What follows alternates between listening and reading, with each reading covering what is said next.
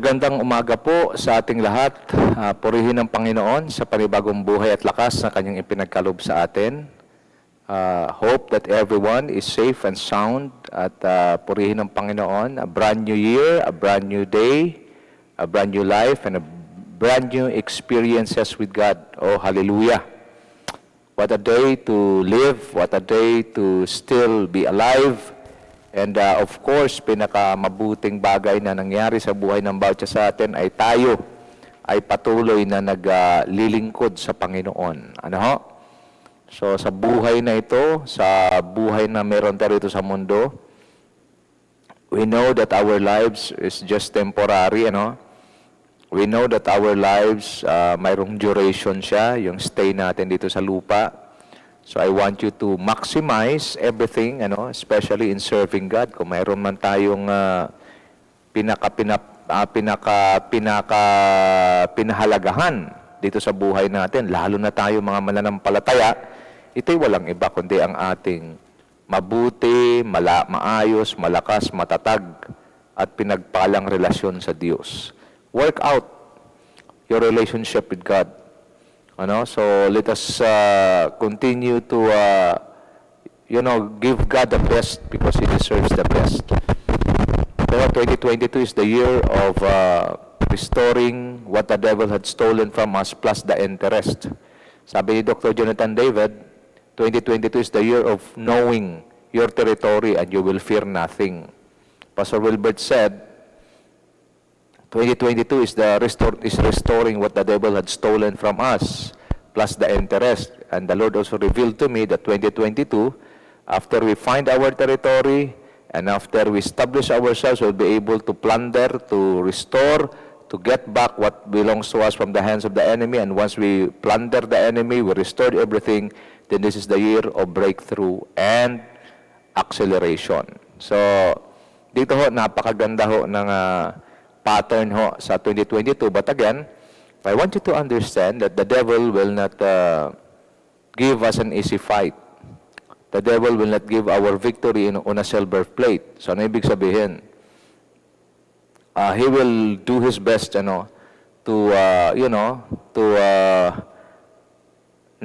easily give up or give in to what we are trying to get from him.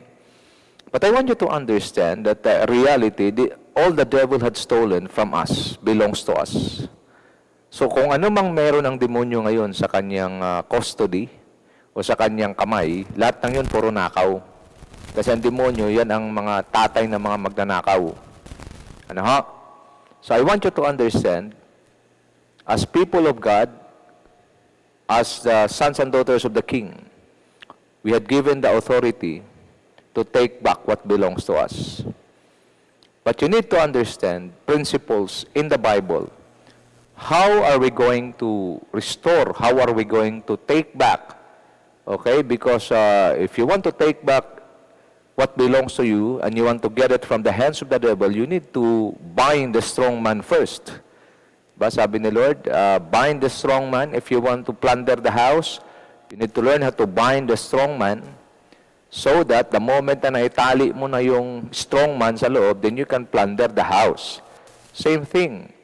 I want you to understand that the devil is a spirit, and we need to be stronger than him in the spirit. Because how can you bind a person or a person na mas malakas kaysa sa'yo? This is the problem of many believers. Because of lack of knowledge, they do not know what to do. Although the Bible says the Lord Jesus Christ had promised already that upon this rock I will build my church, and even the gates of hell shall not prevail against it. So the church is unstoppable, immovable, unshakable, powerful. But if you do not know the principles on how to implement this authority, how to use this authority, so what will happen? You will lose the fight. At ito ang sabi ng Panginoon sa Zechariah, as Hosea 4:6, my people perish because lack of knowledge. So today, I want you to join me. Just bear with me, join me as we study what are the principles that we should do in order for us to restore, in order for us to plunder, in order for us to take back what belongs to us. Knowing that the enemy will not give our victory on a silver plate, knowing that the enemy will not give an easy fight, knowing that the enemy will not easily give in, so there will be a fight. So 2022 is a year where spiritual warfare will take place. At ang maganda dito, kasi napag-aralan na natin our position in Christ, we are more than conquerors. We are sons and daughters of the King. So therefore, the blessing, the favor, the strength, and the power from the King who sits on the throne is poured out in our lives. Kailangan lang malaman natin paano natin ito matanggap, paano natin ito magamit para ang pag-plunder natin, ang pag-take back natin at pag-restore ng lahat ng gininakaw ni Satanas sa atin ay maibalik sa atin plus the interest. Malinaw? So let us start, mga kapatid. I want you to join me first in a word of prayer because spiritual things are not cannot be fathomed by using our physical mind or understanding. So we need the leading and the anointing of God Holy Spirit in order for us to understand what He wants us to receive today. Amen? So join me, Father God. We thank you for this wonderful day. We thank you for a new life, a new day.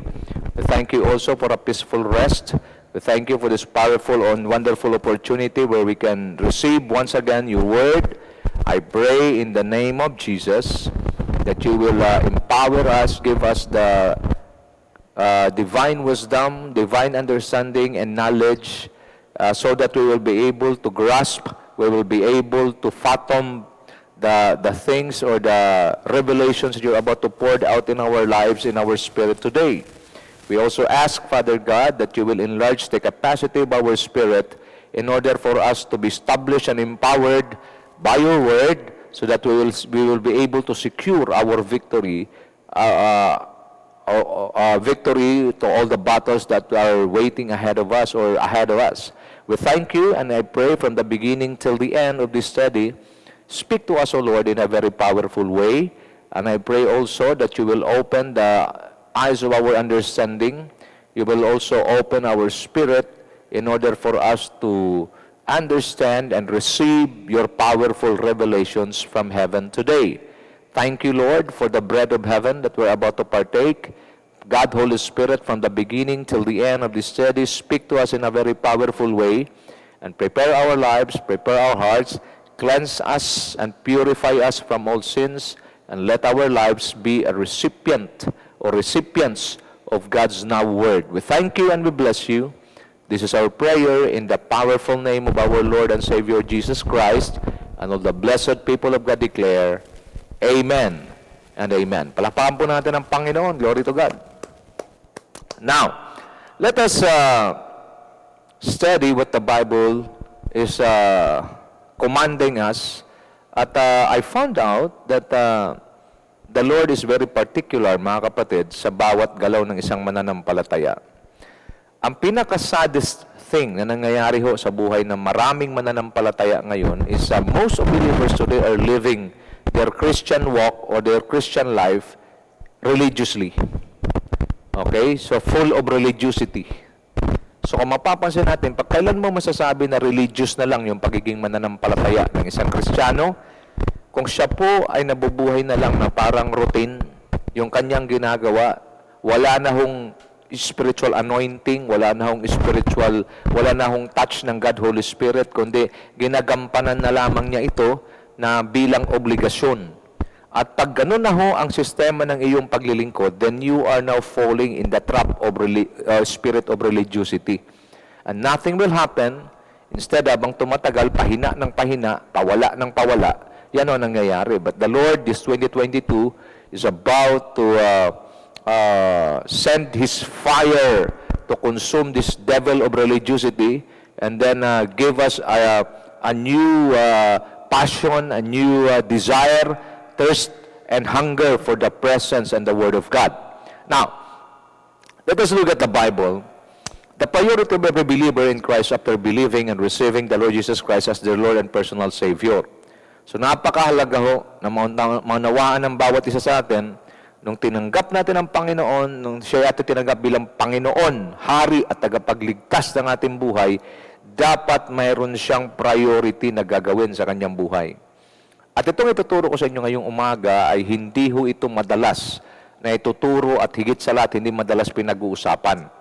That is why most of believers today, even ministers, they major on minors. Okay? Instead of majoring, or they should major the essentials. So gusto ko pa manawaan natin, ano ba sinasabi ng Bible? Okay? After tanggapin ng isang mananampalataya, ng isang tao si Kristo bilang Hari, Panginoon, tagapagligtas sa kanyang buhay, ano ba ang recommendation ng Bible? The Lord brought me to this powerful verse in the Bible na palagi na hong pinag-aaralan at palagi na hong natin naririnig in Matthew 6:33. I'll be reading to you in the New International Version, and sabi, "But seek first His kingdom and His righteousness, and all these things will be given to you as well." Okay?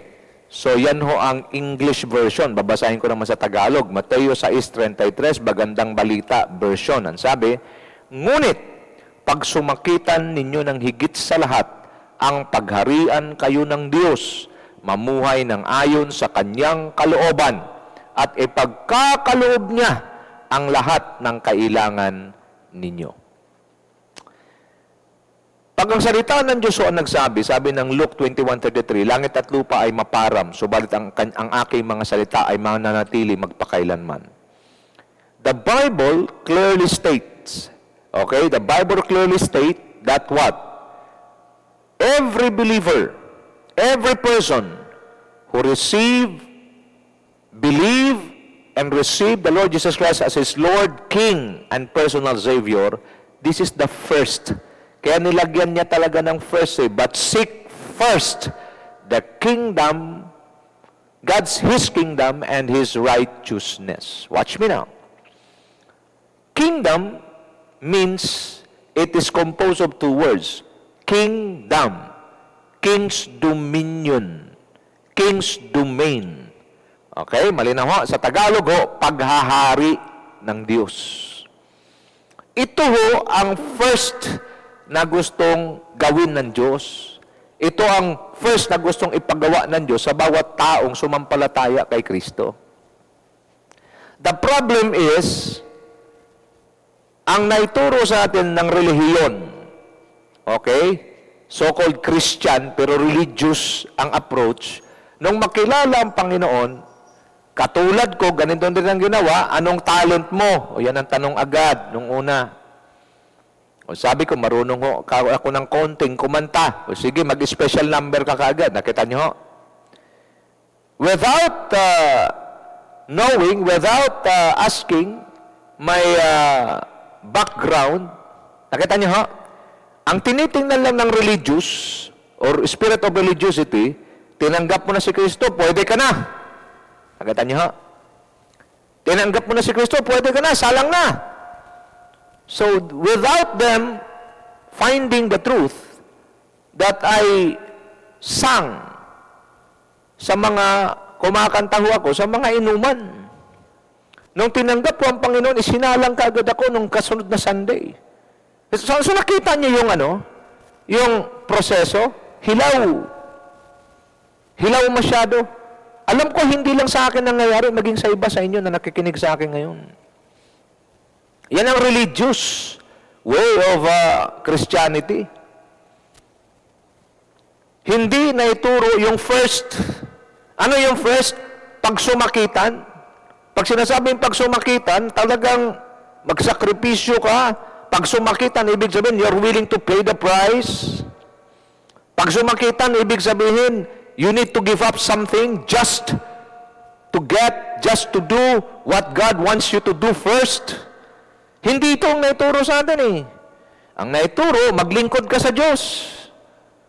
Alam niyo ho, talagang napakalaking renovation ang gagawin natin sa Christian belief. Isinubo yung tao doon kaagad sa ministeryo, pinaglingkod ng pinaglingkod at pilit na sinasabihan, naglilingkod ka sa Diyos, puri ng Panginoon, nakaka-bless ka naman. Pero in reality, na-miss natin yung first. Ang first, pag sumakitan mo, pagsikapan mo, paghirapan mo, gawin mo, bayaran mo, sundin mo. Kung mayroon ka dapat isuko, isuko mo. Pagharian ka lang ng Diyos. I want you to understand, look at me. Watch me please. Bakit kailangan natin paghariin ng Diyos? Kasi nung hindi pa natin nakilala ang Panginoon, di natin siya tinanggap bilang hari, Panginoon, tagapagligtas, mayroon na nag-ahari sa buhay natin, yung demonyo. Ano pa? Yung desire mo, mundo. At higit sa lahat, yung worst enemy, yung sarili mo, yung laman mo. Yung tatlong yan ang pinakamatinding sumira, nagwasak, na halos patayin ka. Yan ang, ng demonyo ngayon, talagang to destroy your life. Nakuha? Kaya nung tinanggap mo ang Panginoon, nagbukas ka ng puso, pinili ka ng Diyos, nagbukas ka ng puso mo sa gospel, sa mabuting balita, nag-respond ka ng tama, ano nangyari? Tinanggap mo ang Panginoon, sumampalataya ka sa Kanya bilang Panginoon, Hari, tagapagligtas ng iyong buhay. But it doesn't end there. That's just the beginning of the war. Because your flesh, the world and the devil will not give an easy fight. They will not give up easily. Naunawaan? Kaya kailangan maintindihan natin, nung tinanggap natin ang Panginoon, nung tayo maging born again na, tayo naging mananampalataya, dapat unang tinuro sa atin, meron na tayong bagong hari. The problem, hindi tinuro sa atin. Na dapat meron ng bagong hari. Kung yung demonyo nakaupo sa buhay mo, palayasin yan, sipain yan. Pag yung mundo, alisin yan. Lalo na yung sarili mo, yung laman mo, na walang ginagawa, kundi puro kapahamakan. Ang ginagawa, binabalik ka sa impyerno, binabalik ka sa pagkakasala. Palayasin yan. Dapat malinaw sa iyo, mayroon ka ng hari. Walang iba kundi ang Panginoong Jesus, hari ng mga hari, Panginoon ng mga Panginoon. But the problem with our religious Christianity, ano nangyayari? Hindi ito tinuro. Bagkus ang tinuro sa atin, maglingkod ka sa Diyos. Mukhang tama, di ba? Pero may tama. Bakit? Kasi kahit anong lingkod mo sa Panginoon, kahit ano pang showcase mo ng iyong talento, ano pang showcase mo ng iyong kahusayan, galing mong mag-expound ang Word of God, pag hindi ang Diyos nag-ari sa buhay mo, you are a prey, P-R-E-Y, prey, food for the devil. At ito nangyayari. Kaya magugulat kayo, yung mga naglilingkod sa church, naglilingkod sa gawain ng Panginoon, nagbabagsakan na lang bigla. Bakit? Because they're not being ruled by God. Kung hindi man bumagsak sa pagkakasala, bumagsak dahil sa tindi ng pangailangan. Naglilingkod sa Diyos, pero hirap ang buhay. Bakit? Because they're not being ruled by God. Ang linaw ng Bible, seek first His kingdom and His righteousness, and all those things shall be added unto you. Lahat ng kailangan mo, Diyos magsusupply. But because mali, religious Christianity. Nakita niyo ho? Katakot-takot na repair ang gagawin natin. Because this wrong, inaccurate teaching, inaccurate practices had been practiced by so many people, Christians, churches, for decades, other centuries. Kaya nagbabagsakan, mabilis bumigay, walang tibay. Bakit? Because walang establishment. Hindi na-establish yung rulership ng Diyos. Watch me now. If you will establish, seek first the kingdom of God, ang paghahari ng Diyos, ano mangyayari? Then you will now be under His authority. You will now be under His covering. You will now be under His power. Now tell me, when the devil tries to attack you, he is simply attacking your covering. E sino covering mo? Diyos. O di patay demonyo. Problema, pagkukulang, kakulangan, pangailangan. Who's your covering? Who's your supplier? God. Then, no problem, every needs will be met. If God is the one ruling over your life. Nagkaunawaan tayo? That is why this kind of message, the devil doesn't want every person, every believer to hear Kaya challenge ko sa inyo, kung gusto nyo tumulong sa pag-advance ng kingdom, share nyo to. Para marinig ng iba. Lalo na yung mga tradisyonal. Baliktad, di ba? Nakita nyo yung maling practice, inaccurate, isasalpak ka agad sa paglilingkod. Nung maglingkod, ano nangyari? Napagod, pero walang blessing na dumating, hindi man lang naka-breakthrough sa buhay. Bakit? Walang rulership ang Diyos. Lagi niyang tandaan kung sino lang ang pinag-arian ng Diyos, yun lang ang kanyang pwedeng tulungan, pagpalain, gabayan, protektahan. Malinaw na? If you're not part of His kingdom, you're not part of His rulership, then He has nothing, He has no business with you. Ironic, di ba? Ironic ho ang ginagawa ng Christian religious or religious Christianity. Inilalayo tayo sa tunay at buhay na Diyos, samantalang naglilingkod tayo sa Kanya. Nakita niyo ho yung pagiging ironic? Naglilingkod ka sa Diyos, pero malayo ka sa Diyos. Alam mo bakit? Because ikinokonek ka ng religious Christianity sa ministry rather than to the God of the ministry. That is why i-repair natin to today at papalad kayo dahil kayo nakakarinig, glory to God. Unahin natin pagharian tayo ng Diyos. At dapat maunawaan natin, nung tayo tumanggap kay Kristo, nung sumampalataya tayo kay Kristo, tayo meron ng bagong hari. Wala nang sarili, wala nang demonyo, wala na rin mundo. Si Kristo na ang bagong hari. When you speak about king, the citizens of the kingdom, isang boses lang ang pinapakinggan, isang boses lang ang sinusunod, isang tao lang ang pinaparangalan, at walang iba kundi ang hari. Dito kuwang-kuha ni Pablo eh. Apostol Pablo, kuwang-kuha niya, Galatians 2:20, I am crucified with Christ. Nevertheless, not I, but Christ lives. I no longer live, but Christ lives in me. The life which now I live in the flesh, I live it for the glory of the Son of God who loves me and gave Himself for me. Nakita niyo? See? Ito ang dapat ginagawa ng isang tunay na mananampalataya. Namatay ng kasama ni Kristo. Ano bang dahilan ng kamatayan ni Kristo? Yung kasalanan. Patay na sa kasalanan. At hindi na siyang nakikita sa kanyang buhay, kundi si Kristo nang nakikita. At kung buhay man siya, mabubuhay siya para kay Kristo na nagmamahal at nag-alay ng kanyang buhay para sa Kanya. Is this preached most of the time? No. We are being encouraged by religious Christianity to serve. Serving God through ministry.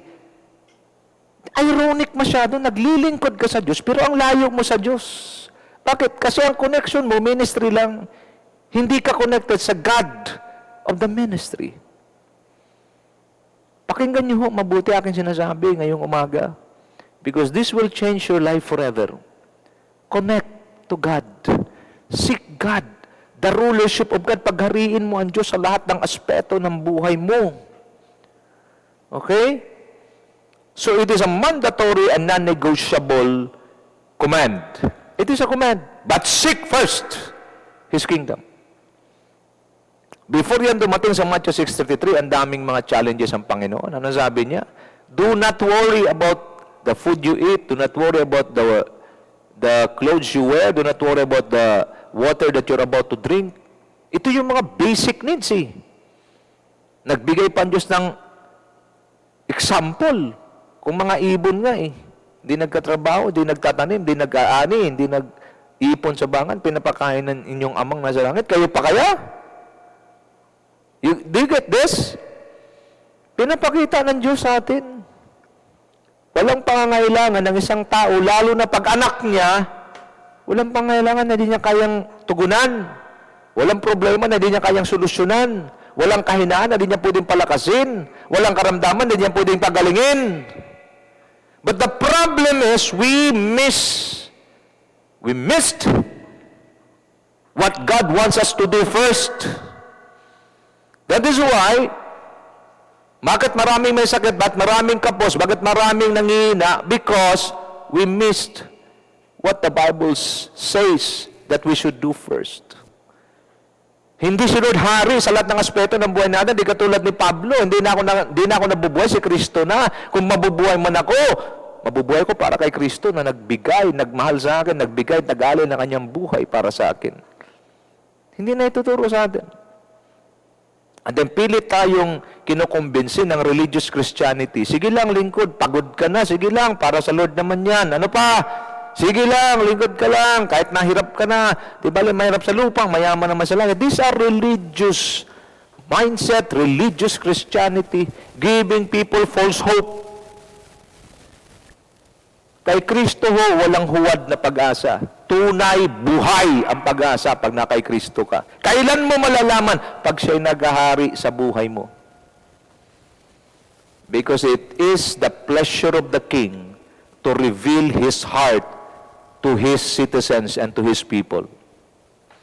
The King and His citizens operates in oneness, the power of one. Nakita niyo ho, mga kapatid? So itong Matthew 6:33, this is a mandatory and non-negotiable. We should first secure the rulership or the kingdom of God over all aspects of our lives. Sa aspeto ng pamilya mo, dapat hari ang Diyos. Sa aspeto ng pag-iisip mo, dapat hari ang Diyos. Sa aspeto ng desire ng puso mo, dapat Diyos ang hari. Sa aspeto ng finances mo, huwag kang ganid. Okay? Dapat Diyos ang hari. Anong kailangan ng gawain ng Diyos? Anong kailangan para ma-advance ang kingdom ng Diyos? Yan ang priority mo. Bakit everything, the earth is the Lord's and the fullness thereof. Tagalog, ang lahat, ang buong mundo'y kay Yahweh, at lahat na naroon ay pawang Kanya. Kasama ka, kasama ko. But because hindi sa atin ay tuturo at hindi sa atin diniinan at hindi binaon sa ating espiritu, ano nangyari? We're trying to pursue the all these things shall be added, the needs, rather than the God who provides our needs. Ironic ho. Alam niyo ho, napakasakit para ho sa Diyos na makita ang kanyang mga tinubos na mas hinahabol-habol, mas inuuna yung mga pangangailangan kaysa Kanya na siyang mayroong kakayahan at kapangyarihang mag-provide ng lahat ng ating pangangailangan. This is the essence of this verse, Matthew 6:33. Sabi ng Panginoon, huwag kayong mag-alala sa inyong kakainin, inumin o daramtin dahil ang mga bagay na ito yung kinahuhumalingan ng mga pagano. Watch me now. Pag sinasabing pagano, these are godless people. They do not know God and they do not believe in God. You can just imagine. Maraming Kristiyano asal pagano. They simply compromise. They have no time for God. They have no time to listen to the Word of God. Virtual na nga lang. Online na lang. Di pa magawa. Bakit? Because they are acting like pagans. Godless, walang tiwala sa Diyos. Kala nila hindi sila kayang i-provide, hindi sila kayang iligtas ng Diyos sa kanilang pangailangan. Anong sabi ng Panginoon sa Kristo? Tuloy ko. Okay, wag kayong mag-alala sa inumin, kainin, daramtin, dahil ito'y kinahumalingan ng mga pagano. Alam na, ulitin ko, read my lips, alam na ng inyong amang nasa langit na kailangan ninyo ang mga bagay na ito. At sabay pasok yung 6:33 ng Matthew, but seek first, sa halip pag sumakitan ninyo, ngunit pag sumakitan ninyo, pagharian kayo ng Diyos, mabuhay ng ayon sa Kanyang kalooban, at lahat, L-A-H-A-T, lahat, A-L-L, all, that you need, will be added unto you. Sa ibang translation, will be given to you as well. Nakita niyo ho? I pray that the Lord will open the eyes of your understanding. That you will be able to understand what God is saying to our spirit today. Stop pursuing things. Start pursuing the source of all things. Stop pursuing your needs. Start pursuing the one who is able to provide all our needs. And He is God. Nakita niyo ho? Kaya marami ho. Alam ko, maraming mga nagtatanong. Tatanong kayo, naglilingkod naman ako sa Diyos, pero bakit itong naranasan ko? Naglilingkod naman ako sa Diyos, bakit itong inabot ko? Alam niyo bakit? Ito ang sagot. Hindi na ituro sa atin na unahin talaga ang Diyos sa lahat ng aspeto ng ating buhay. Now, watch me now. I want you to understand. Pag inuna ko, Diyos, Pastor, ano mangyayari? Anong masisecure ko? Para mas lalo yung maintindihan, dalhin natin sa setup ng kaharian. In a kingdom, there is a king. A king has a kingdom. And the kingdom that we belong is the kingdom of heaven. And the king of the kingdom of heaven is none other than our Lord and Savior Jesus Christ. Malinaw? So the king, in a kingdom, ang king ho, siya ho ang responsible, siya ho ang responsible, accountable sa lahat ng pangailangan ng mga citizens sa kingdom na yun. If somebody wants to attack the citizens, dadaan sila sa ibabaw. Dadaan sila sa hari. And there is a being, mayroong nilalang na wala nang ginagawa kundi atakihan ng mga mamamayan ng langit dito sa lupa. Walang iba kundi si Satanas. At tayo alam mo, na secure mo, pinagharian ka na ni Kristo, pinagharian ka ng hari. Ano mangyayari? The devil can no longer attack you dahil siya ngayon, pag inatake ka niya, para niyang inatake yung hari, naghahari sa'yo. Oh, malinaw na, ganun katindi to ha. Ganun katindi tong kapahayagan na to. Pag pinaghari mo ang Diyos, kaya nga pag sumakitan mo. Pag sumakitan, alisin mo lahat ng mga gawa ng laman mo, ng demonyo, ng mundo sa buhay mo, at hayaan mo ang Diyos manguna talaga. Kasi pag siya nang naghari sa iyo, pag may atake sa iyo ng demonyo, hindi sa iyo didirektang a-attack yun. Dadaan yun sa covering mo, dadaan yun sa naghari sa iyo, itakot lang ni Satanas. Nakita niyo na? So people who are under the authority, people who are under the rulership of God, they live a devil-free life. Why? Because the devil can no longer attack them, the devil can no longer come near them. Kaya ito kasigurado to. What are the results? I'll give you 7. What are the results? If you allow God, you establish first the rulership of God over your life. Kaya nga ito sinasabi ng Bible seek ye first Pinapauna sa atin ng Panginoon to.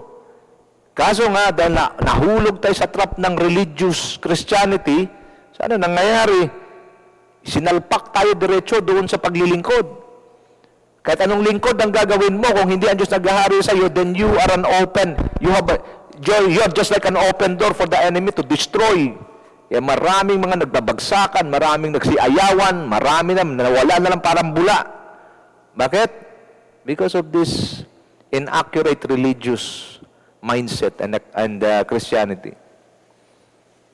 So what are the results? I'll give you 7 powerful results. Number 1, if you establish first the rulership of God over your life, what comes next? Number 1, we secure God's divine protection over our lives. That's the first one. Divine protection. When you speak about divine, it comes from God. The protection that you have comes from God. Wow. If the protection comes from God, kahit na mag-rally pa at magdemonstrasyon ng buong impyerno, wala silang magawa. Because it is the kind of protection that comes from God. Why? Because He is the one ruling and reigning over your life.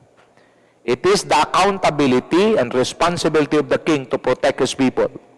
Because kung mayroong masaktan sa kanyang nasasakupan, ito ay magpapakita at patutuo na siya ay pwedeng malusutan at siya ay may kahinaan. Ang Diyos di pwedeng lusutan ng demonyo, ang Diyos hindi pwedeng mahina, malakas na malakas. That is why if He is ruling, reigning over your life, nanggigigil ako pagka ganito pag itong revelation, yung first na to, kailangan masira talaga yung religious mindset, religious Christianity. Umalis kayo dyan sa inyong ministry, bumalik kayo sa Diyos, unahin yung pagharian ng Diyos para umayos at magkakaroon ka ng protection, divine protection from God. What comes next? The devil cannot do anything. To prove to you, if God is the one ruling, ano sabi sa 2 Thessalonians 3:3? But the Lord is faithful. Who is the Lord? The King is faithful. And He will strengthen you and protect you from the evil one. He will protect you from the devil. See? Our King is faithful. Ang kailangan lang ng Diyos, maghari lang siya sa buhay mo eh. At hindi siya basta-basta maghari kung hindi mo siya bibigyan ng permiso. Kasi nirerespeto ng Diyos ang kalooban mo. Nirerespeto ng Diyos kahit ikaw ay hampas lupa lang na tao, ako ay hampas lupa lang na tao. Pero dahil ang Diyos natin is a God of protocol, He respect our will. Kaya nga, sinasabi pag sumakitan niyo, pagharian kayo, ikaw ang gagawa, tsaka ako. Kaya nga yung iyong free will, gamitin mo sa tama. Huwag sa kamangmangan sa tama. Na ano, paghariin Diyos. Kasi pag pinaghari mo na ang Diyos, si Kristo na naghari sa buhay mo, ano kasunod? But the Lord is faithful. But the King is faithful. And the King will strengthen you. And the King will protect you from the evil one, from the devil. See? Anong unang mangyayari? Anong unang mararanasan ka agad pag pinaghari mo Diyos sa buhay mo? Divine protection. No more attacks. Kung mayroong mga atake, hindi uubra. Bakit? Kasi yung protection mo galing sa Diyos at Diyos mismo ang magpoprotekta sa iyo. Bakit? It is the responsibility, it is the accountability of the King to protect His people. And if the one protecting us is the God of all heavens, the God, the powerful God, omnipotent, omniscient God, ano mangyayari? Panis, palpak, wasak, sira, lahat ng atake ni Satanas. At ibabalik ng Diyos ito lahat sa Kanya. Lahat ng pahirap na gusto niyang gawin sa iyo, ibabalik ng Diyos siyang magsasuffer. Di ba napakaganda? Nakita niyo ho? Pero pag nahulog ka sa religious mindset, religious Christianity, ano mangyayari? Para kang tumalon sa bangin. Pag pumasok ka sa ministeryo na hindi mo na ang Diyos naghahari sa buhay mo, parang ito yung pagtalon sa isang bangin na puro bato sa baba. That is why wag na kayo magtaka kung bakit biglang nagbagsakan, biglang nawala, na parang bula, biglang kunting problema lang, nawala na rin sa ministeryo. Bakit? Kasi walang tibay. Walang tibay.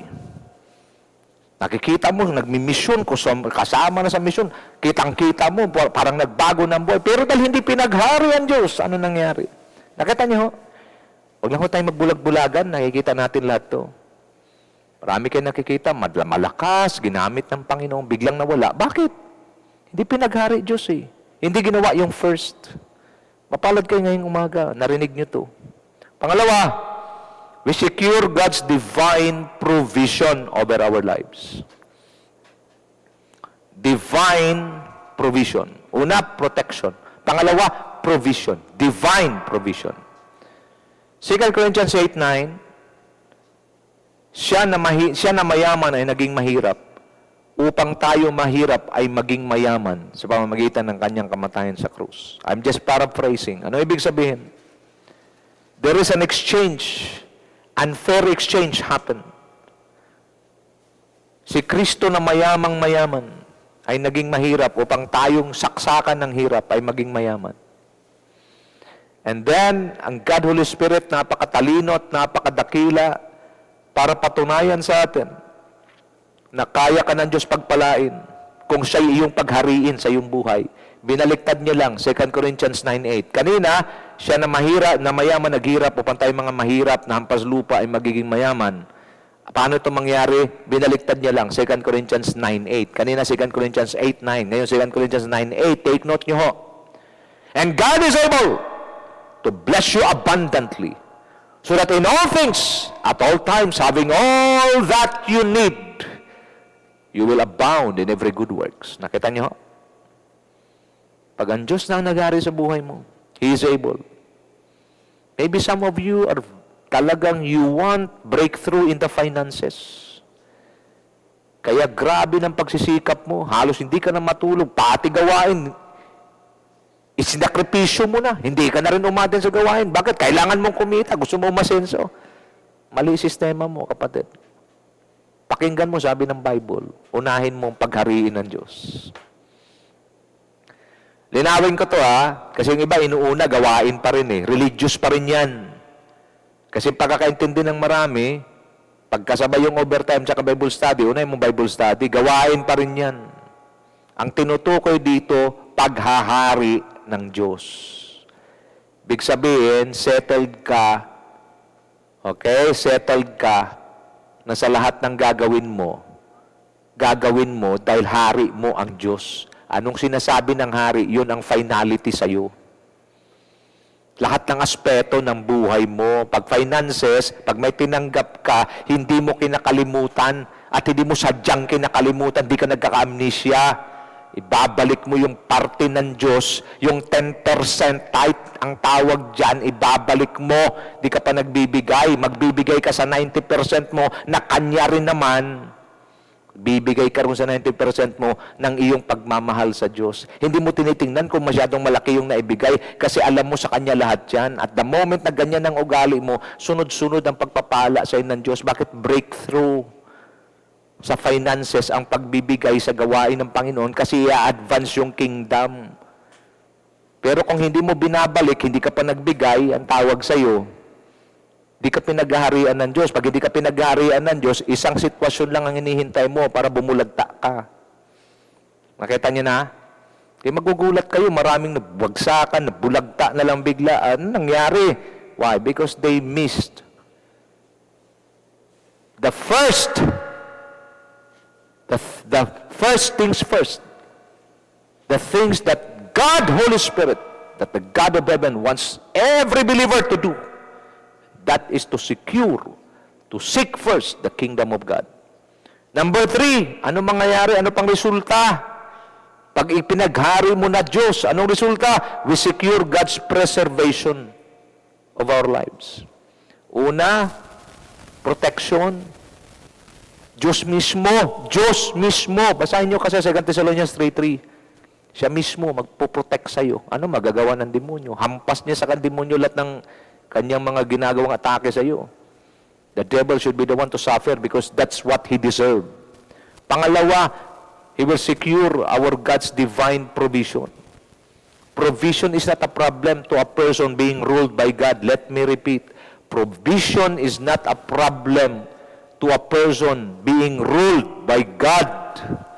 Kung Diyos ang naghahari sa iyo, lagi niyong tandaan, the citizens are the reflection of who the king is. If the citizens are wealthy, the citizens are in good status, the citizens are prosperous, that's simply that they reflect who their king is. Malinaw na. Ngayon kung saksakan ng hirap, saksakan ng kaguluhan ng buhay, tapos sabihin mo siyang hari mo, ay tatatwa ka niya dahil hindi ganun ang hari natin. God is the Prince of Peace, He is the King of Peace, and He is also the King of Prosperity. Nagkakaunawa na tayo? I'm showing you the key towards your breakthrough. Seek first the rulership of God. Pag sumakita natin, higit sa lahat, pagharian tayo ng Diyos. At pag naghari ang Diyos, we secure our divine preservation. Isaiah 41 verse 10, do not be afraid. I will fight, I will hold you, I will fight for you, I will hold you with my righteous right hand. No one, I'll be with you wherever you go. Ito ho yun. If you are quoting this verse, Isaiah 41:10, napakasarap kasi, do not be dismayed, for I am with you. I will protect you. Pero ito ho ay para lang ho sa mga pinagharian ng Diyos. Ulitin ko, kung ikaw ay mamamayan ng hari sa kaharian, ikaw ay nasa ilalim ng authority ng hari, then the king, ito minsan ko lang sasabihin obligado ang hari na protektahan ka, obligado ang hari na i-provide ka, obligado ang hari na i-preserve ang buhay mo. Obligado siya. You don't need to tell him, you don't need to pray to him, It is his obligation. Why? Because the king will always ensure, the king will always make sure that all his citizens are safe. All his citizens, their lives are being preserved. Yun ho ang ibig sabihin ng Matthew 6:33. Preserve ang buhay mo. Hindi ko sinasabi di ka natamaan ng COVID. Si Pastor Wilbert ang tinamaan, ako rin tinamaan. But it doesn't mean na kahit tinamaan ka, hindi ka mapapreserve ng Diyos. Mas maganda nga yung preservation kung kailan tinamaan ka at nakaranas ka ng kahirapan at doon pinakita ng Diyos yung kanyang preserving power that even in the midst of difficulties, even in the midst of adversity, you find opportunity to praise God. Why? Because He is your King. He is your covering. He is your provider. He is your protection. He is your shield. At anong mangyayari? Mas nagiging malapit at mas nagiging matalas, mas nagiging matibay ang iyong pananampalataya. Why? Because you have experienced hardships and you prove to yourself and to others that your God preserve your life because He is your King. Malinaw? Preservation. Do not be afraid, for I am with you. Do not be dismayed, for I am your God, and I will hold you with my righteous right hand. The righteous right hand of God simply means His power and authority. Sinong hindi mapipreserve? Kung ang Diyos na makapangyarihan sa lahat, may likha ng langit at lupa at may akda ng buhay ang nangako sa iyo, gagamitin ko ng aking otoridad at kapangyarihan, maprotektahan ka lamang. Pag hindi ma-preserve ang buhay mo, iwan ko na lang. Malinaw? May cancer ka, may sakit ka, pero pag pinaghari mo Diyos sa buhay mo, tanggal cancer mo. Kasi mas makapangyarihan ng Diyos kaysa cancer. May COVID ka, anong masakit meron ka, anong karamdaman na pinagdadaanan mo, pag pinaghari mo Diyos sa buhay mo, tanggal yan. Bakit? Kasi masigit ang Diyos dyan. Ang Diyos ay sumasalahat at higit sa lahat. Higit sa lahat. At sumasalahat. At kahit ano pa, ang Diyos pa rin ang makapangyarihan sa lahat. Amen? Palakpakan natin siya. Glory to God. Okay? We secure God's preservation over our lives. Number 4, we secure, the moment na pinaghahari natin ang Diyos sa lahat ng aspeto ng ating buhay, we secure God's intervention over our lives. Okay? Psalms 118 verse 17, I will live and not die. I will not die and live, but live and proclaim what the Lord has done. Proverbs 3, 5, and 6, trust in the Lord with all your hearts and lean not on your own understanding. In all your ways, acknowledge Him and He will make your path straight. Intervention. During the lowest moment, during defining moments, during challenging moments, during difficult times, God, our God, will be the one to intervene. Pag sinasabing intervention, He will come to the middle, okay, between your testings, between your difficulties and you, He will come to the middle to shield you. Woo! Hallelujah! Pag ang Diyos nag-intervene, hindi siya mag-intervene para maging neutral. Watch me now. Tingin ka sa mga mata ko, kapatid. Pag ang Diyos nag-intervene, palagi ang kampi sa iyo at sa akin. Hindi siya yung neutral pag nag-intervene. O sige, mayroong divine intervention si Lord na maging neutral. Hindi yun. Lagi niyong tandaan, sa kanyang mga pinaghaharian, pag siya nag-intervene, ang kampi niya, ang blessing niya, ang favor niya, ang power niya, kiling palagi sa mga taong, kumikiling palagi sa mga taong kanyang pinaghaharian. At ito ang blessing pag inuna mo, pag you seek first His kingdom, na ito'y pinagkait sa atin sa matagal na panahon ng mga religious Christianity, religious mindset. I pray that you will going to share this message to others. Pastor man, bishop o sino man siya, share! So that they will be able to hear and they will be able to teach this powerful revelation to their people. God will intervene. Pag sinasabing divine intervention, you are securing God factor. What is God factor? God factor is God has a free hand. God has a permission to intervene to all the affairs of our lives. Mapalaki man, maliit, pinakamaliit, microscopic man, or macro, o malaki, pinakamalaking pangyayari sa buhay mo, makikialam ang Diyos. Magmimiddle ang Panginoon. At ang kampi niya, ang kiling niya, papunta doon sa mga pinaghaharian niya. Hallelujah! Ano man ang pinagdadaanan mo ngayon? Hirap na hirap ka? Check mo kung siyang pinaghahari mo sa buhay mo. Kasi kung palagi pa rin sarili mo inaatupag mo, sarili mo pa rin ang inaasikaso mo, sarili mo pa rin ang palagi mong pinaprotektahan, so wala ka sa paghahari ng Diyos. Don't get offended, but I want to tell you this straight.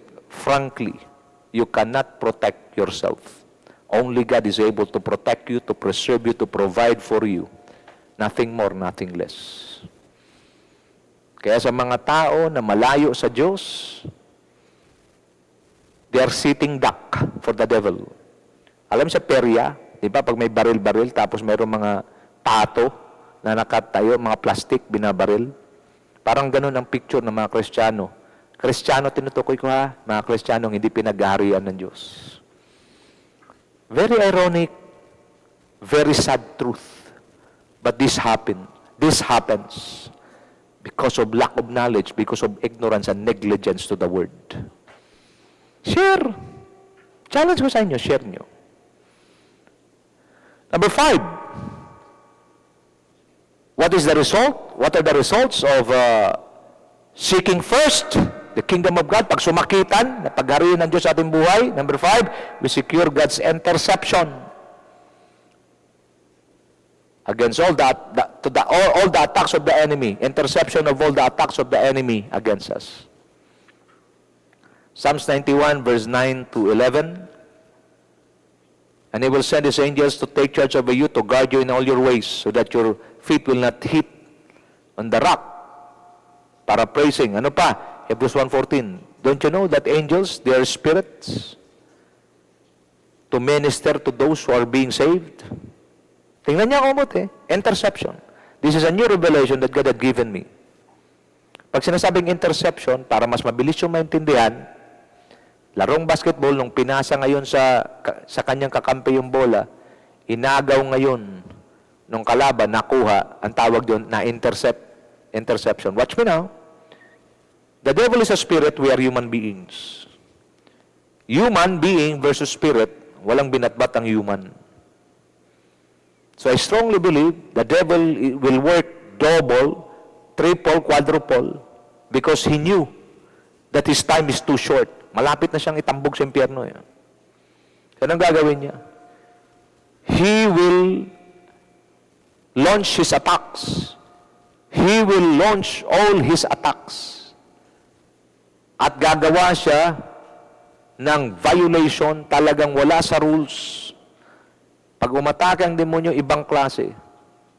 He will do everything because maiksi na lang ang panahon niya. Habang buhay na siya magtitiis sa impyerno. Watch me now. At ang Diyos hindi naman papayag na api-apihin ng kanyang mga prinsipe at mga prinsesa, mga anak ng hari. Tayo mga anak ng hari. So, anong gagawin ng Diyos? He will going to implement a divine interception. Ano ibig sabihin? There are attacks that the devil will do without our knowledge, without our foreknowledge, without our, wala tayong kamalayan. Maglulon siya ng attack. Pero isa sa blessing, pag pinaghahari mo ang Diyos sa buhay mo, God will going to intercept. Aagawin ng Diyos ang lahat ng gawa ng demonyo at hindi makaabot sa atin. Bakit? I-intercept ng mga anghel ng Panginoon. Hallelujah! Palakpakan natin ang Diyos. Glory to God. I-intercept ng Panginoon ng mga anghel ng Diyos. Kaya I strongly believe these 2022 angels are too busy. The warring angels, i-deploy ng Panginoon yung mga anghel para i-intercept ang lahat ng gawa ng kaaway at hindi makaabot sa atin. Magtataka na lang tayo. Pero walang darating sa atin. Bakit? sa mga pinaghaharian ng Diyos, busy ang mga anghel ng Panginoon para i-intercept ang lahat ng atake ng demonyo sa kanila. At magugulat ang diablo, walang mangyayari sa lahat ng atake niya. Bakit? Kasi ini-intercept at kinukuha ng mga anghel ng Panginoon. And that's in the Bible. Written in the Bible yan. Magbasa-basa rin. It's all in the Bible. Papadala ng Diyos ang kanyang mga anghel para bantayan tayo, gwardyahan tayo, para hindi tayo masaktan. Ipapadala niya ang kanyang mga anghel para magministeryo sa atin. Ano ibig sabihin? Aliw-aliwin lang tayo. Poprotektahan tayo. Ipaglaban tayo. Pagalingin tayo. Samahan tayo. Walang maagalaw sa atin. Bakit? These angels are accountable to God. Pag ikaw ay accountable sa Diyos, ayaw mong mag-discuss at ayaw mong magpaliwanag pa sa Diyos, these angels will do everything. And glory to God. These angels are more powerful than the devils and his demons. They will going to intercept. There will be a divine interception of all the attacks of the enemy against us. Di ba? Napakagandang revelation, mga kapatid. Ano? Ito ho ang mga blessing pag pinaghahari natin ng Diyos. At hindi nyo ito maririnig. Sobrang hindi natin. Ako, hanggang ngayon, di ko pa ito naririnig. Sa tagal ko na 30 plus years na ako mananampalataya, di ko pa ito naririnig. Kadalasan sa mga naririnig ko, maglingkod sa Panginoon, magtiis ka lang, mahirapan ka, maghirap ka, kapos ka, tiis lang. Sa langit, mayaman ka eh. These are religious Christianity. Hindi pwedeng ang mamamayan mahirap, ang hari na pakayaman. Tatawagin ang hari ngayon na korap. Bakit? Hindi man lang inasikaso yung kanyang mamamayan. At hindi ganoon ang Diyos. Hindi ganoon ang hari natin. God loves to share His wealth. Kaya nga meron tinatawag sa kingdom of heaven, there is a commonwealth. Pag sabing commonwealth, anong pag-aari ng hari, ganun din ang pag-aari ng kanyang mga mamamayan. Kasi ang kanyang mga mamamayan, ang kanyang mga anak. Kaya nga tawag sa atin, hindi tayo simpleng citizens of heaven. We are related to the King. The King of heaven, the King of the kingdom of heaven is our very own Father. Tapos sabi mo, mahirap ka, kapos ka, o may problema ka, hindi mo inuuna yung first. Seek first. Pag sumakita ninyo higit sa lahat, hindi natin nagawa. Bakit? Napalamon tayo at napakain tayo ng mga religious, traditional, na mga mindset, religious Christianity. Enough is enough, mga kapatid. No to the works of the devil, no to the works of religion, yes to the Word of God. Amen? So there will be a divine interception. God will going to intercept using His angels. Ang huhusay ng mga anghel. Alam niyo ba, nung wala pa tong revelation na to, tagal nakatambay yung mga anghel.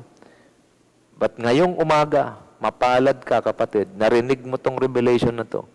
Then angels now are being sent by God to you to intercept all the attacks that the devil is going to launch against you. And I strongly believe, lahat ng kanilang ma-intercept, ibabato nila pabalik sa demonyo. Dahil kung mayroon man magtiis, hindi tayo, dapat yung diablo. Kung sakit ang ibabato sa'yo, dapat siya ang magkasakit. Kung kahirapan, dapat siyang maghihirap. Yan ho ang dapat sa mga demonyo. Yan ang dapat sa kanila. Because yun ang deserve nila. Tayong mga tinubos ni Kristo, hindi natin deserve maghirap. Hindi natin deserve magkasakit. Hindi natin deserve ang lahat ng kahirapan kasi binayaran na ni Kristo lahat ng kahirapan. Binayaran na ni Kristo lahat ng kasalanan. Ang gusto ng Lord, mag-enjoy tayo. Pero paano mangyari? Kailangan i-establish natin ang pagiging hari niya sa buhay natin. Unahin natin paghariin siya. Kasi kung anong karanasan ng hari, yun din ang maging karanasan ng kanyang mga citizens. At ulitin ko, hindi tayo basta-basta citizens of heaven. We are sons and daughters, related tayo sa King. At kung mayroon ng blessing ang hari, isi-share nito sa atin. At kung siya mayaman, dapat tayo mayaman. Kung siya pinagpala, dapat tayo pinagpala. Lahat ng meron siya, yun din dapat meron tayo. But because of this religious mindset, because of this religious traditional way of Christianity, what happened? We miss the privileges, the blessings that belongs to us. Stop that. Enough is enough. Malinaw? Peace will flow like rivers, mighty rivers. Blessings will flow like mighty rivers. These are the blessings of people who seek God first, who seek the kingdom of God, the rulership of God first in their lives. In-establish nila. Malinaw na ho? Anong sa buhay mo ang hindi pa pinaghaharian ng Diyos? Suko mo na ngayon. Pangatakutin ka sa kinabukasan? Ikaw naman para ka namang nakakatiyak na mabubuhay ka pa bukas. Paghariin mo lang ang Diyos. Kapag pinaghari mo, dahil pag pinaghari mo ang Diyos, ano mang kailangan mo, hindi na problema. God will give you divine protection. He will be the one, He will be the one. Not angels, but the God is faithful. And He will protect you against the evil one. He will be the one to protect. Nako mga kapatid, pag sinasabing protection galing sa Diyos, Diyos mismo ang gagawa. What more can you say? Sasabihin mo na sa demonyo, let's get it on. Pag tuwing atake niya, wala. Palpak lahat ng atake niya. Iwanan ka na lang niya. Pangalawa, divine provision. Yung provision mo galing sa Diyos. Pangatlo, preservation. Kahit ano pa, kahit dumanas ka pa ng hirap, ipipreserve ng Diyos ang buhay mo. Bakit? Mayroon siyang plano sa buhay mo. Bakit? Pinaghahari mo siya Ano pa pangapat? Divine intervention. Mamamagitan siya. Mag-i-intervene siya. Pag nag-i-intervene siya, hindi neutral. Ang kampi niya, ang killing niya, sa'yo mapupunta. Yung blessing, yung favor, sa'yo mapupunta. Palaging talo, diablo. Sino man kumalaban, talo! Kasi ang killing ng Diyos, ang kampi ng Diyos sa'yo, intervention. Mas malupit na Revelation number 5. Interception. Busy ang mga angel this 2022. Busy ang mga angels. Because they were going to intercept all the attacks of the enemy. At ang prayer ko, ang lahat na ma-intercept nila, karamdaman, kahirapan, kawalan, ibabalik nila lahat sa demonyo. At ang demonyo ang dapat maghirap, magdarahop, gagapang sa hirap, gagapang sa sakit. Dapat ang demonyo ang mangyayari. Dahil tayo tinubos ni Kristo, tayo ang dapat nagpakaligaya, tayo ang dapat pinagpala, tayo ang dapat nagiging salamin at makikita ng mga unbeliever yung buhay ng pinagpala ng mga anak ng Diyos, mga prinsipe at mga prinsesa ng hari ng kalangitan. Hanggang sa ma-attract sila at lalapit sila sa atin magtanong, pwede bang maging Diyos ang Diyos ninyo? Of course, pwede. We're trying, kita nyo. We're doing the ministry. We are doing evangelism, bringing our religious way, religious mindset, religious Christianity. Basta lang may dagdag tayo sa bilang ng ating attendance, may dagdag tayo sa bilang ng ating membership roll, anong ginagawa natin?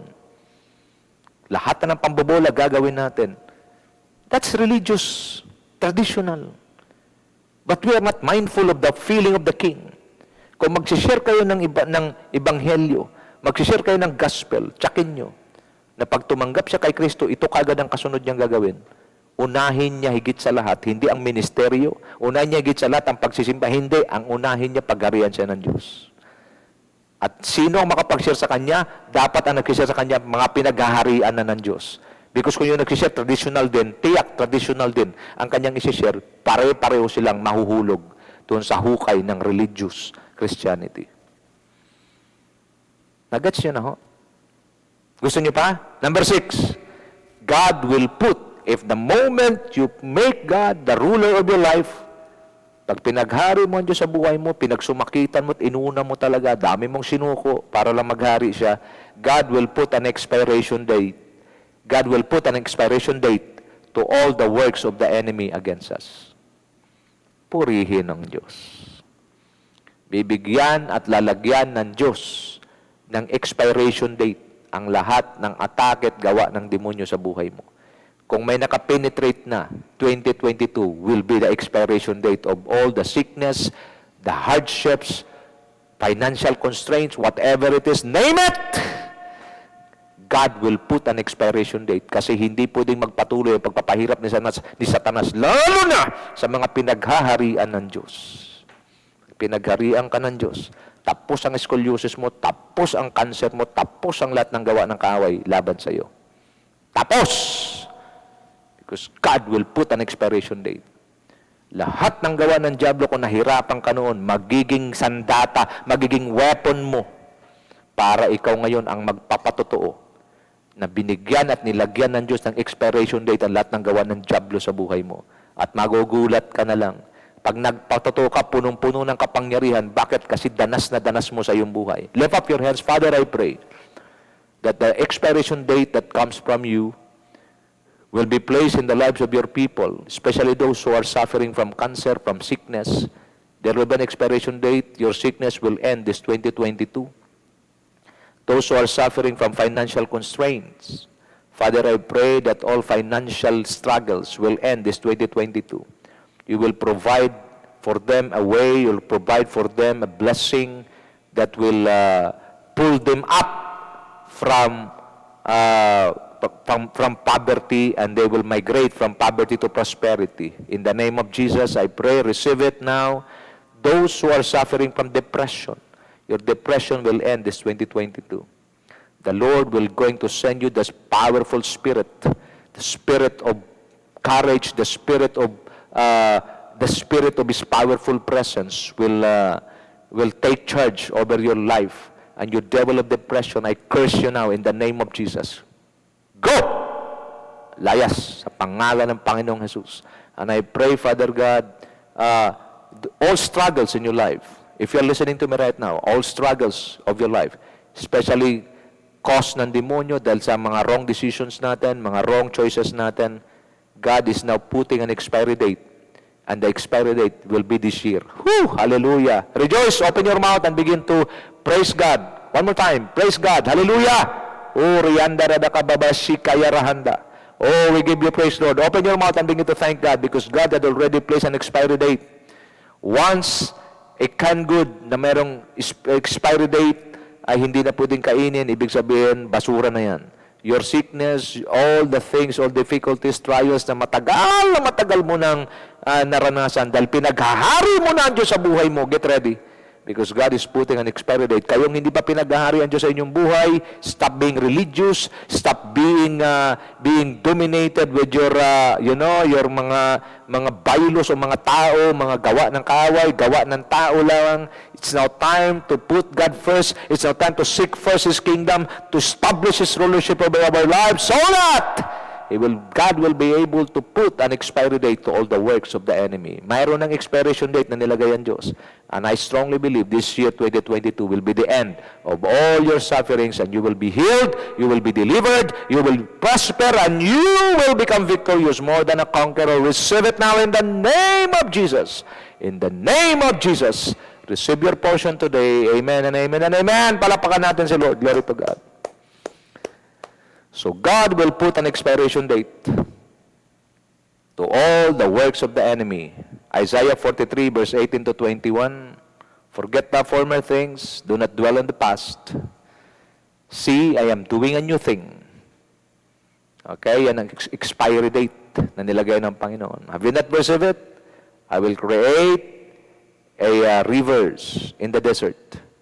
And so on and so forth. So makita natin, mayroong bagong bagay na gagawin ng Diyos. Lagi niyong tandaan, pag nag-expire ang isang bagay, mayroong bagong gagawin ang Panginoon. At hanggat available, pati hindi pa nag-expire yung isang bagay, hindi makakalabas ang bago. Kaya pag nag-expire na, lalabas na ang bago. At ang sabi ng Panginoon, see, I am doing a new thing. Are you excited? I am so excited sa gagawin ng Diyos this year. 2022 is the year of excitement. It's the year of surprises. It's the year of awesomeness of the demonstration. You will going to see, I am going to see, we will going to see the demonstration of God's power, the demonstration of God's deliverance, the demonstration of God's prosperity. While the world is suffering, while the world is suffering and crying, the people of God are rejoicing, especially those who are being ruled by God. Those who seek first the rulership, the kingdom of God. Do you get this, mga kapatid? Oh, hallelujah, hallelujah. Number 7.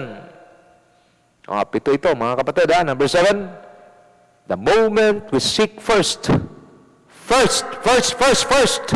His kingdom, His rulership over our lives, we will going to secure the clarity of instructions towards our divine destination. Praise God. God will secure the clarity of instructions towards our divine destination.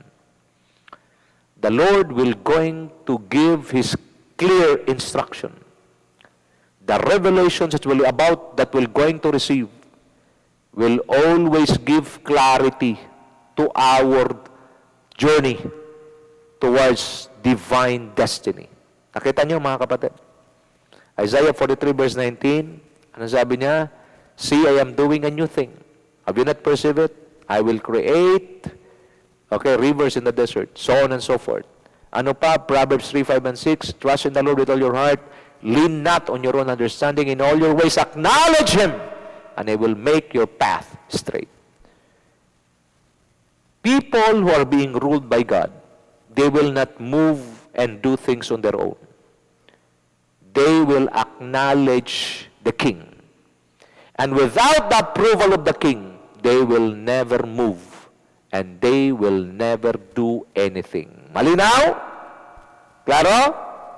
Psalms 119 verse 105. Your word is a lamp to my feet and a light to my path. The instruction of God this year is very clear. Kung malinaw na ng nakaraan, mas lilinaw ngayon. Bakit? Because while the devil is doing his threefold, quadruple time, because he knew that his time is short, magpapalamang ba Diyos?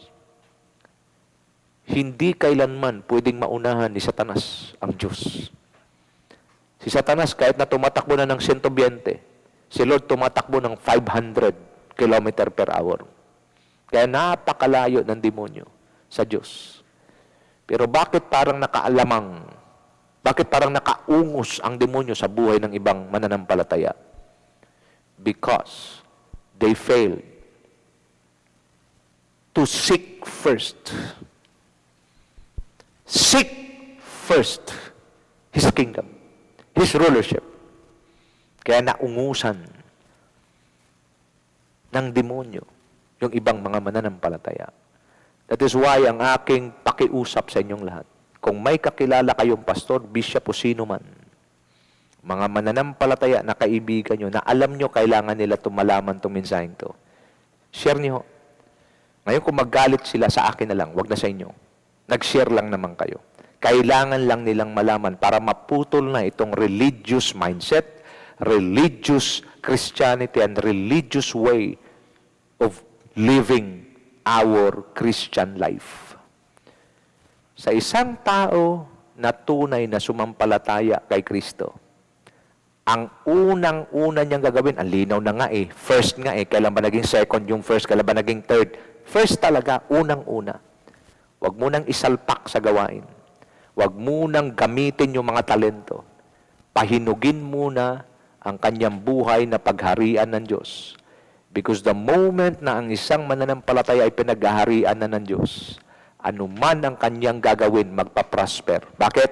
Because it is not just him doing it, but it is the believer and God na kasama niya sa paggawa. At doon na pagpala ang lahat ng kanyang ginagawa, pinagpapala ng Diyos, pinaprosper ng Diyos, because it is no longer about him, but it is about the King ruling in him. Do you understand this? Wrong practices before, once a person got saved, automatically he is encouraged to enter ministry without establishing first his relationship with God. Ito yung bangungot natin before. Pero magising na tayong lahat sa katotohanan ngayon. Dahil hindi na natin gagawin ito, once na may madala tayo kay Kristo, ang kasunod nating pagdadalhan na isolation area sa Kanya, ang nakalagay sa area na yon, seek God first. Seek the kingdom of God. Seek first the kingdom of God, the rulership of God. At hayaan mo maghari ang Diyos sa buhay mo. Kung it takes you 10 years, it takes you 20 years, it takes you 15 years, so be it. Look at the Lord Jesus Christ. He knew that He will only live on earth 33 and a half years. But He spent 30 years to secure, to seek first the rulership of God in His life. He was baptized at the age of 30 and conduct His ministry 3.5 years but he was able to turn the world upside down. A very powerful ministry. Why? Because he invested 30 years just to seek first the rulership of God over his life. Kung si Kristo ganito nabuhay, kung si Kristo ganito nag-minister, yung pattern niya, alam niya 33 and a half years na siya mabubuhay, but he used 30 years, 30 years, to seek first, to establish first the rulership of God the Father in his life. And he ministered for 3.5 years. And he was able to turn the world upside down, destroy the works of the enemy, at nilampaso ang demonyo. Watch me now. Sa atin, baliktad ngayon. Konting training lang, salpak na kaagad. Religious kasi. Okay? Akala natin uubra yung ating mga konting training. Si Kristo, baliktad. Savior of the world, 30 years ang in-spend para ma-establish yung rulership ng God the Father sa buhay niya. 3.5 years nag-minister. Bulagta si Satanas. Napahiya si Satanas. Walang nangyari sa lahat ng mga weapon ni Satanas, lust of the flesh, lust of the eyes, pride of life, hindi umubra kay Kristo sa Matthew 4. Bakit? Kasi establishado ng paghahari ng God the Father sa kanya. I hope and pray that today, you get the message. If you already jumped to your ministry, and you know na hindi pa nag-ahari ang Diyos, paalam ka muna. Ayusin mo muna ang paghahari ng Diyos. Kasi lahat ng ginagawa mo sa ministeryo, mababaliwala. Dahil pag walang God factor at walang rulership ng Diyos, all your effort are tantamount and bound to fail. I hope that today you get the message. If you have prayer requests, please do type sa ating comment box. Mayroon ako mga kasama rito na kukuha niyan. Or you can send a message to Ambassadors for Christ. At another thing, you can also directly message sa FB namin ni Pastor Cora Bombales Rama. At kung magpadala po kayo, we love to minister to you, we love to pray for you.